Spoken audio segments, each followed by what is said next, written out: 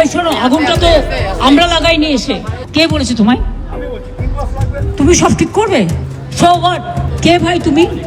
আমার বাবার বয়স হচ্ছে 82, সে বসে রয়েছে এখানে, তাহলে সে কিভাবে কি চলবে, কালকে সংসারটা কিভাবে চলবে? ভাই দোকানে আগুন, দাঁড়াও। এই শোনো, আগুনটা তো আমরা লাগাইনি এসে, তোমাদের নিজেদের অব্যবস্থার জন্য আগুনটা লেগেছে। এখন যেটা গভর্নমেন্ট করতে পারে, গভর্নমেন্ট নয়া বিল্ডিং করে দেবে, নয়া মার্কেট করে দেবে বিনা পয়সায়, তোমাদের পয়সা লাগবে না, যার জন্য তোমরা চিন্তা করছো।